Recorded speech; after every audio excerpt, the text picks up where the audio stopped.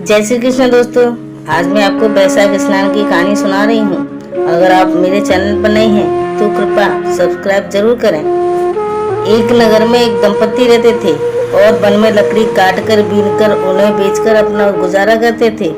बैसाख माह आया तो सभी बैसाख पूर्णिमा पर नहाने के लिए जाते। लकड़हारे की पत्नी भी नहाने चल दी।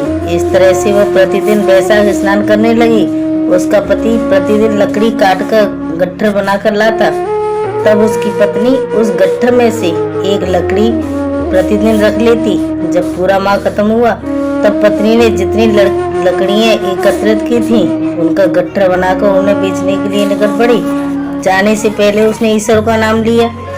तभी उसकी सारी लकड़ियां चंदन की लकड़ियों में बदल गईं। वह जहाँ से गुजरती चंदन की खुशबू से सब महक जाता।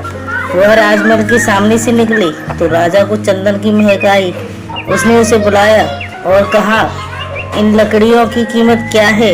वह बोली, जो आपकी इच्छा हो दे दो, लेकिन मुझे इतनी कीमत चाहिए जिससे मैं ब्राह्मणों को भोजन करवा सकूं।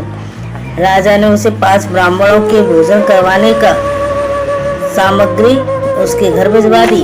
तब उसने भोजन बनाकर ब्राह्मणों को भोजन कराया, साथ में दक्षिणा भी दी।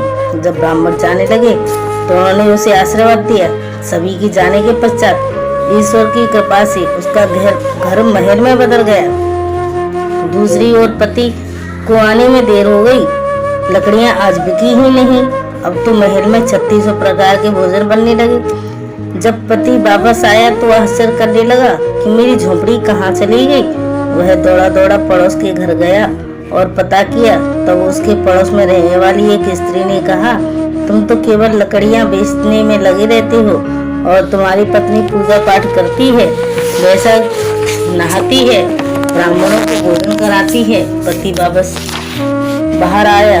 तभी उसकी पत्नी बाहर आई और बोली, अरे आप आ गए, यह अपना ही महल है।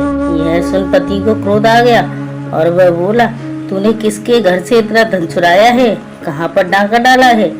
पत्नी ने शांत भाव से कहा, हे नाथ, मैंने बैसाख स्नान किया है और बड़ पीपल पर जल चढ़ाया है।